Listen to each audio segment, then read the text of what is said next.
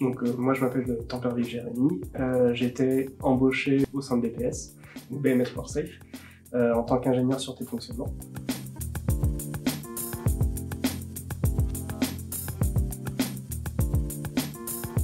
Moi c'est plutôt j'analyse, j'observe, je compare en fait entre guillemets, c'est-à-dire que mon rôle est d'assurer que le système ou le produit réalisé soit conforme à certaines normes en fonction des secteurs, également au niveau qualité, pour justement assurer la fiabilité du système, être en accord avec la maintenabilité, une partie sécurité, et il y a une autre partie qui est la disponibilité du système. C'est-à-dire que dans tous les cas, quoi qu'il se passe, il faut que le système soit fonctionnel.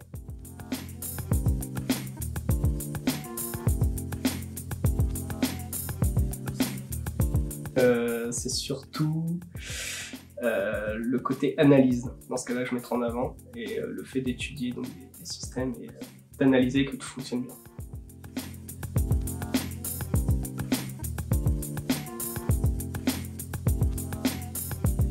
Par rapport à un projet complet, c'est souvent basé sur un cycle en V. Normalement, je commence, pour ainsi dire, quasiment au début au kick-off. Je récupère toutes les données de développement électronique, soft, etc.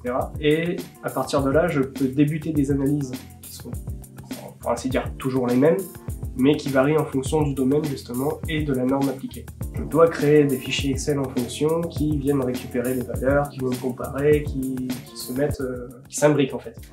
Et avec tout un protocole d'analyse, je peux, suite à ça, obtenir des résultats, et ces résultats sont via la norme, applicable ou non, comparés, et on obtient du coup un niveau fourni.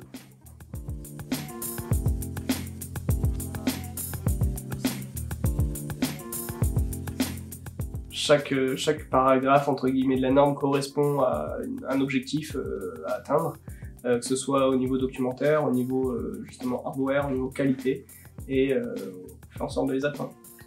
Si je prends en compte la 61508, il y a 7 parties. Si je prends celle de l'ISO 26262, il y en a 12.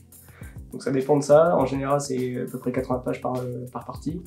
Il y a des calculs, il y a des définitions, il y a des choses qui changent justement en fonction de qu'est-ce qu'on veut nommer ou pas.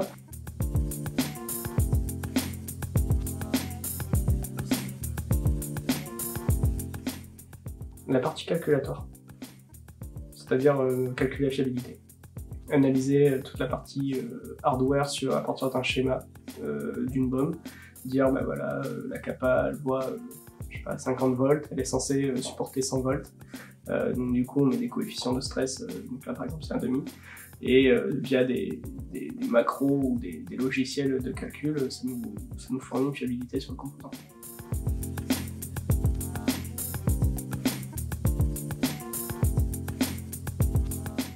Méthodique, parce que sinon on se perd vite un peu dans toutes les informations. Pointilleux, je dirais également, pour être sûr que tout soit bien calculé, qu'il n'y ait pas d'erreur, parce que si justement on fait une erreur sur des erreurs, c'est encore pire, donc ça peut créer beaucoup plus de problèmes que prévu. Et je dirais également la patience, parce qu'il y a beaucoup de personnes avec qui on est en relation, et potentiellement ça peut vite énerver s'ils répondent pas dans les temps, quoi.